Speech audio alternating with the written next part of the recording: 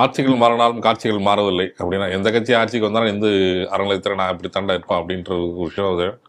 அதுக்கு காரணம் யாரு அப்படின்னு பார்த்தா அரசியல்வாதிகள் அப்படின்ற உதாரணமான விஷயங்கள் இன்னைக்கு வெட்ட வெளிச்சமாக வந்திருக்கு. எங்கன்னு பார்த்தீங்கன்னா அந்த இடம் கள்ளக்குறிச்சின்னு நினைக்கிறேன். அந்த கோயில் ஒரு கோயில், அந்த கள்ளக்குறிச்சியில் திருவிழா நேரம் இப்பொழுது அப்போ ஒரு கோயில் திருவிழாக்கள் நடக்கப்படணும்னா கோயில் நிலங்களில் நீங்கள் கடைகள் போடணும்னா ஒரு வசூல் பண்ணுவாங்க. கடைகள் போடுவதற்கு வசூல் பண்ணுவாங்க. வசூல் போடுவதற்கு ஒரு ஆள்கிட்ட டெண்டர் கொடுப்பாங்க. அவர் மொத்தமாக பணம் வசூல் பண்ணி கொடுக்குவதற்கும் அவர் டெண்டர் போட்டு கொடுக்குறதும் இதுதான் நடக்கக்கூடிய விஷயம் அது. ஆனால் இது இங்கே பொறுத்த வரைக்கும் டெண்டர் எதுவுமே நடைமுறைப்படலை. இது தொடர்பாக ஒரு செய்தியாளர் நியூஸ் 24/7 நினைக்கிறேன், செய்தியாளர் விசாரணைகள் கள விசாரணைகள் இறங்கிறார். விசாரணைகள் நடத்தப்படும் போது கோயில் நிலங்களை சுற்றி இருக்கக்கூடிய கடைகளில் பொறுத்த வரைக்கும் சின்ன கடைக்குன்னா 50 ரூபா, பெரிய கடைக்குன்னா 100 ரூபா, அப்பளம் அந்த மாதிரி பெரிய கடை அந்த மாதிரி இருந்தால் 35,000 ரூபா வரைக்கும் வசூல் பண்ணியிருக்காங்க. இதெல்லாம் வசூல் பண்ணியிருக்கீங்களா யார் அப்படின்னு சொல்லி ஈவோட்ட கேட்டிருக்கும் போது ஈவர் சூப்பராக ஒரு பதில் சொல்லியிருக்காரு.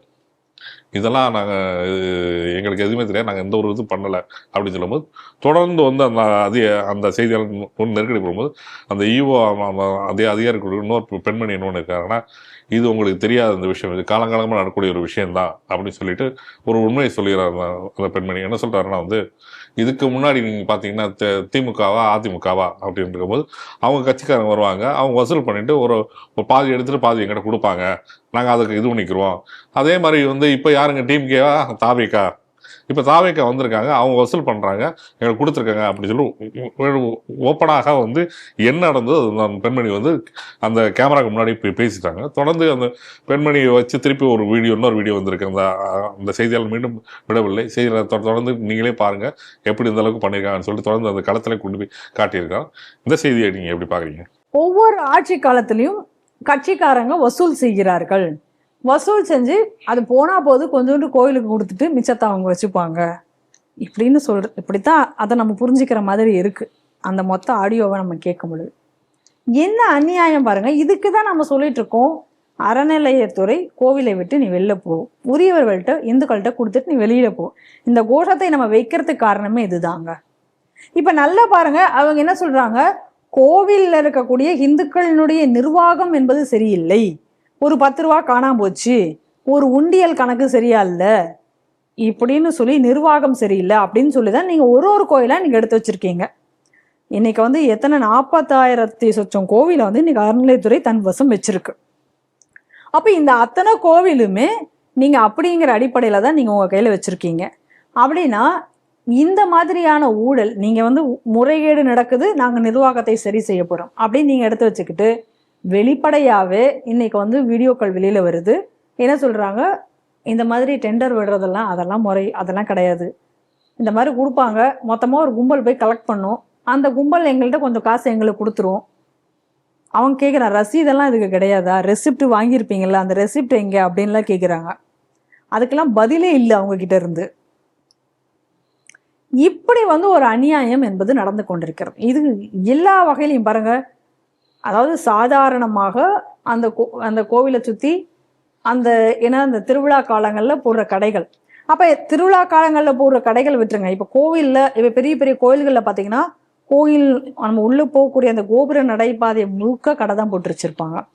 கோவிலை சுற்றி பல கடைகள் இருக்கும், பூக்கடையில் தொடங்கி இட்லி கடை, ஃபேன்சி ஸ்டோரு, அது இது எல்லாம் சுற்றி இருக்கும். அப்போ இத்தனை கடைகளும் இப்படித்தான் இன்னைக்கு விட்டுருக்காங்களா? கேள்வி வருது. அப்பனா இந்த கடைகள்ல இருந்து மட்டும் எவ்வளவு பணம் வரும் அப்படின்றது யோசிச்சு பாருங்க. இந்த கடைகள்லாம் இப்ப எந்த அடிப்படையில இவங்க விட்டுருக்காங்க? வாடகைக்கு விட்டுருக்காங்களா, வாடகை வசூல் பண்றாங்களா, இல்ல இந்த வாடகையை இப்ப யார் வசூல் செய்கிறார்கள்? அது எப்படிங்க கோவில் ஈவோக்கு தெரியாதான்?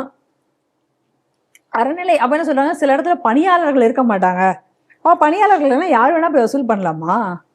இது என்னங்க நியாயமா இருக்கு? இப்ப எந்த கட்சி வந்தாலும் அந்த கட்சிக்காரங்க போய் வசூல் பண்ணலாம்னா அப்ப என்ன இன்னைக்கு நடந்து கொண்டிருக்கிறதுனா, இந்த அரசியல் கட்சிகள் கோவிலை வைத்து கொள்ளையடித்து சம்பாதித்து கொண்டிருக்கிறார்கள்.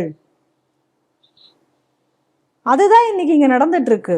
இப்ப இந்த கோவில்ங்கிறது இப்ப இவங்களுக்கு என்ன, இவங்களுக்கு சம்பாதிச்சு கொடுக்கறதுக்கான ஒரு இடமா?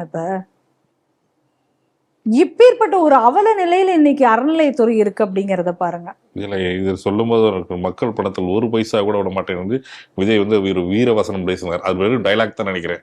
விஜய் பேசுற டயலாக் ஒரு பக்கம் இருக்கட்டும், இன்னொருத்தர் நம்மால் இருக்காரு, ரீல்ஸ் எல்லாம் போட்டுட்டு இருக்காரு அந்த அறநிலைத்துறை அமைச்சர் ரமேஷ். இப்போ ஒரு ஏஐல கூட ஒரு வீடியோ பார்த்தேங்க, கையில வேல்லாம் கொடுத்த மாதிரி. அது வந்து அவருடைய ரசிகர்கள் போட்டாங்களா இல்ல அவரே போட்டாரா அதெல்லாம் நமக்கு தெரியாது. ஆனா அந்த மாதிரி ஒரு வீடியோ அப்படிங்கிறது வந்ததை பாக்குறேன். அது அவருடைய பக்கத்துல போடல, யாரோ ஷேர் பண்ணியிருந்தாங்க, அது எனக்கு வந்தது, நானும் பாக்குறேன். அதுல கூட ஒரு தப்பு பாருங்க, இந்த தற்குறின்னு இவங்களெல்லாம் நம்ம சொல்றோம், அதுல கூட ஒரு தப்பு என்ன அப்படின்னு சொன்னா, அவர் கையில முருகர் வேலெல்லாம் கொடுக்குறாங்க, முருகர்களாக்கு. ஆனா வெளியில பார்த்தா ஸ்ரீரங்கம் ஸ்ரீரங்கம் கோயில் கோபுரம் மாதிரி இருக்கு அது பாக்குறதுக்கு. அது என்ன பெருமாள் கோயில் மாதிரி இருக்கு, என்ன கொடுமை அப்படின்னு தெரியல. ஆனா முழுக்க அதுல ஒரு முருகர் பாட்டை தான் போட்டிருக்காங்க. அது யாரு அந்த வீடியோ கிரியேட் பண்ணாங்கிற உண்மை நமக்கு தெரியாது. அது ரமேஷ் அவர்களே அவர்களுடைய அடிப்பொடிகளை வச்சு போட சொன்னாரான்லாம் நமக்கு தெரியாது. இந்த வீடியோ என்பது வந்தது என்னமோ உண்மை, அதை பார்த்து. அப்ப இந்த மாதிரி வீடியோ எல்லாம் போட்ட பிறகு திடீர்னு வந்து திருச்செந்தூருக்கு போனாருன்னா அங்க வந்து ஆய்வு பண்ண போறேன் அப்படின்னாரு. உடனே டிக்கெட்ல ஊழல் இருக்கு அப்படி இப்படின்னாரு, அங்க ஏதோ போய் பேசினாரு. அப்ப இதெல்லாம் இப்ப இந்த ஒரு ஆடியோ இப்ப வெளியில வந்திருக்கு. இப்ப இதுக்கு இவர் என்ன பதில் சொல்ல போறார்? பழனி கோயில் மோசடி வந்தது, அதுக்கு ஏதோ பயங்கரமான விளக்கம் எல்லாம் கொடுத்துட்டு இருக்காங்க. எனக்கு தெரியுது அதுக்கப்புறம் அவர் வந்து எந்த கோயிலுக்கு போறது பயந்துட்டாரா என்ன தெரியல நமக்கு என்னன்னு. அப்புறம் மதுரையில் நில மோசடி வந்திருக்கு, அது திமுக ஆட்சி காலத்துல நடந்தது அப்படின்னு சொல்றாங்க. அப்ப இப்படி ஒரு மோசடிகளாக இன்னைக்கு வெளியில வந்துட்டு தான் இருக்கு. இவ்வளவு மோசடிகளை நீங்க செஞ்சுட்டு இந்த அறநிலைத்துறை எதுக்கு இருக்கணும்? நிர்வாகத்தை சீர் செய்வதற்காக வந்த அறநிலைத்துறையே இப்படிப்பட்ட பாபெரும் ஊழல் இறங்கி நம்ம மொத்த கோயில் சொத்துக்களையும் அவர்கள் கொள்ளையடித்ததுக்கு பிறகு இன்னைக்கு வந்து நம்ம படிச்சிருக்கோம், நம்மளுடைய பின்னடைய வரலாற்று காலங்கள்ல முகலாயர்கள் வந்து இங்கே வந்தார்கள். அப்படி முகலாயர்கள் இங்கே படையெடுத்து வந்த பொழுது இங்க இருக்கக்கூடிய கோவில் சொத்துக்களை எல்லாத்தையும் அவர்கள் வந்து இங்க இருந்து கொள்ளையடிச்சிட்டு போனாங்க, மூட்டையாக கொள்ளையடித்து கொண்டு போனார்கள் அப்படின்னு கேள்விப்பட்டிருக்கோம். இன்னைக்கு நம்ம நாடு சுதந்திரம் அடைந்து இன்னைக்கு நம்மளே ஆட்சியில் இருக்கோம், நம்ம நாடு இன்னைக்கு சுதந்திர நாடு அப்படிங்கிற இடத்துல இன்றும் இந்த கோவில்கள் கொள்ளையடிக்கப்படுவது நிறுத்தப்படவில்லை என்பது எவ்வளவு பெரிய ஒரு அவமானம். வெளிநாட்டுக்காரன் கொள்ளையடிச்சுட்டு போனா இருக்கக்கூடிய ஆட்சியாளர்களே இந்துக்களினுடைய இந்த கோவில்களுடைய சொத்துக்களை கொள்ளையடிப்பு என்பது எவ்வளவு ஒரு பெரிய கொடுமை. அதனாலதான் சொல்றேன், யார்கிட்ட நீங்க கோயில் எடுத்தீங்களோ அவங்க கிட்ட கொடுத்துட்டு போயிடுங்க, அந்த இந்துக்கள் அந்த கோவில்களை நிர்வகித்துக் கொள்வார்கள். இதுதான் நம்ம காலங்காலமாக நம்ம வச்சுட்டு இருக்கக்கூடிய கோரிக்கை. இப்ப இந்த சம்பவம் கள்ளக்குறிச்சி அப்படிங்கிறது நம்ம பாக்குறோம். இப்ப இந்த கள்ளக்குறிச்சியில தான் பாத்தீங்க அப்படின்னு சொன்னா சோழபுரம் அப்படின்னு நினைக்கிறேன், வீர சோழபுரம். இந்த வீர சோழபுரத்துல ஒரு சிவன் கோவில், அந்த சிவன் கோவில் பாழடைந்து இருந்தது. அவ்வளோ அந்த கோவிலுக்கு அவ்வளோ சொத்துக்கள் இருக்கு.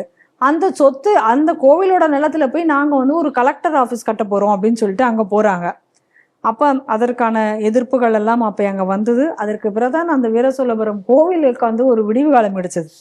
ஆனாலும் கூட அந்த கலெக்டர் ஆபீஸ் கடைசியாக கட்டலாம், ஆனா இவ்வளவு குத்தகை தரணும், இவ்வளவு பணம் தரணும் அப்படின்னு சொன்னதுக்கு அப்புறமும் இந்த அரசாங்கம் கோவிலுக்கு பணம் செலுத்தவில்லை, இதுவரை செலுத்து. ஆனா நீங்க நல்லா பார்க்கணும், இந்துக்களுடைய வரி பணத்திலிருந்து, இந்த மக்களுடைய வரி பணத்திலிருந்து ஹஜ் பயணத்திற்கு மானியம் அதிக அளவுல கொடுக்கப்படும்.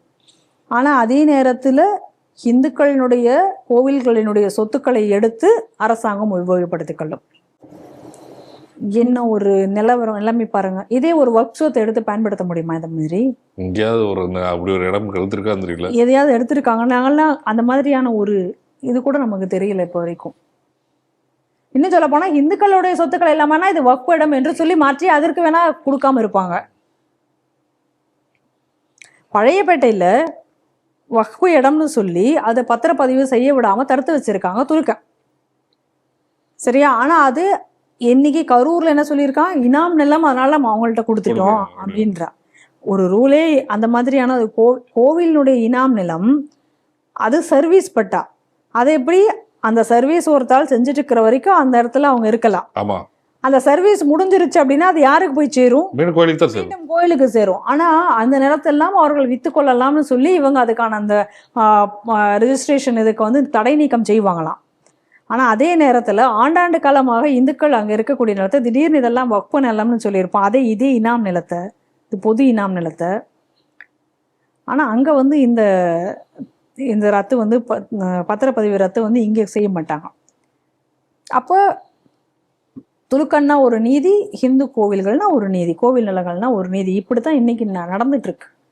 அப்போ இந்த டாஸ்மாக் மாதிரி, டாஸ்மாக்ல இப்போ பாருங்க எப்படி இல்லாம கொள்ளையடிக்கிறதுக்கு ஒரு வழி வச்சு கொண்டு பண்றாங்க. அப்படி ஆன்லைன்ல அந்த மாதிரி இன்னைக்கு என்ன பண்ணிருக்காங்கன்னா, அறநிலையத்துறை என்ன பண்றாங்க, இந்த அரசியல்வாதிகள் எல்லாம் சேர்ந்து கோவில்கள் என்பது இன்னைக்கு அரசியல்வாதிகள் கொள்ளையடிப்பதற்கான ஒரு இடமாக அது மாறி இருக்கிறது. மொத்த சொத்துக்களும் இந்த மாதிரி கொள்ளை போய் கொண்டிருக்கிறது.